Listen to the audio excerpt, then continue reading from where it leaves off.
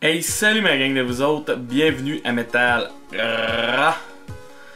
Oh, Annihilator, Set the World on Fire, le troisième album. Premièrement, hostie que je sais pas qu'est-ce qui se passait dans ma tête, mais quand j'étais jeune, c'était un album que je considérais comme un plaisir coupable. Qu'est-ce que je fumais du propane dans ce temps-là?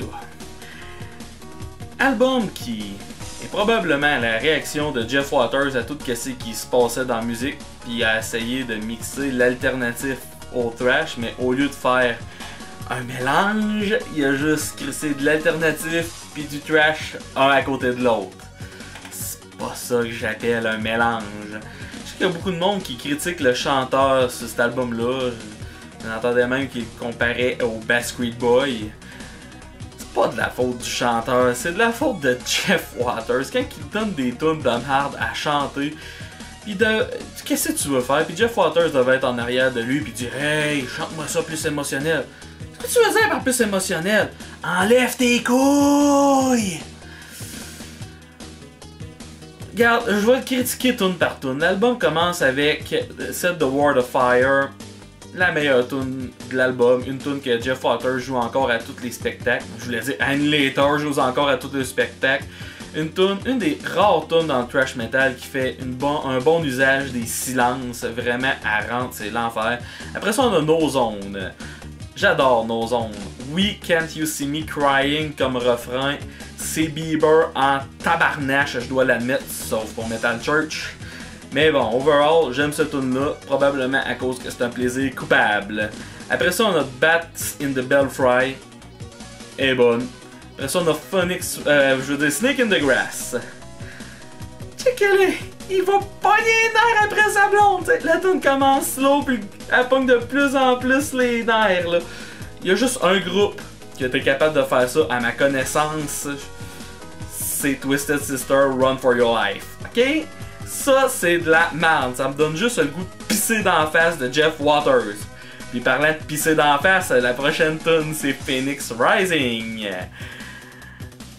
Tu sais, quand un groupe de musique fait un slow, 4 accords, qui rajoute aucune harmonie de guitare, aucun riff, que tu te dis wow, que le chanteur c'est pour moi pas à chanter de quoi de cool, que tu fais juste.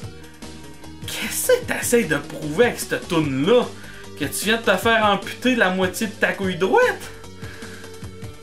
Après ça, on a Sounds Good to Me. Non, c'est pas vrai. Après ça, on a Night Jump Queens, je veux dire. Night Jump Queens, c'est un autre de mes plaisirs coupables de cet album-là. Je lisais les critiques, puis le monde en général l'aimait pas. C'est une tune trash metal joyeuse, je dirais. Puis comment elle est drôle, elle est bonne, là. Hey, le refrain, c'est Night Jump Queen, if you know what I mean. Oui, je pense que je sais qu'est-ce que tu veux dire quand le chevalier saute la reine. Non, elle est vraiment bonne la tune, pas juste à cause des paroles, les riffs sont là. Sound Good to Me, une autre balade.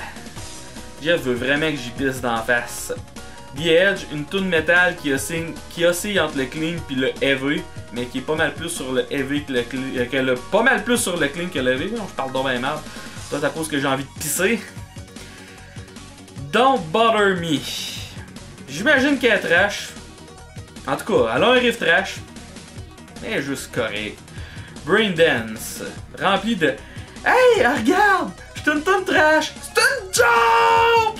J'suis une tonne de merde! Mais non, j'suis une tonne trash! C'est une joke encore!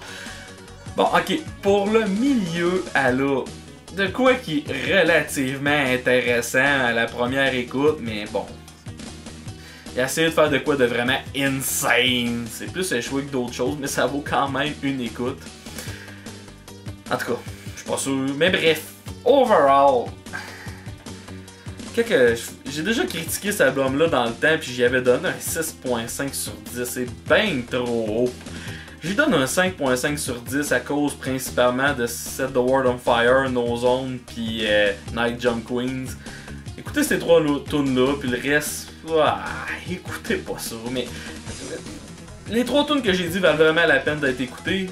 Tout ça pour dire que je lui donne un 5.5 sur 10. C'est le temps de faire un zoom sur ma grosse face. J'ai manqué ma transition. Bref, avez-vous des commentaires à me faire? des suggestions sur ce que c'est que je devrais critiquer. Êtes-vous le genre de fan d'alternative qui a aimé cet album-là, puis vous voulez me parler avant de vous crisser en bas d'un pont? Laissez-moi des commentaires, n'importe quoi, je suis ouvert!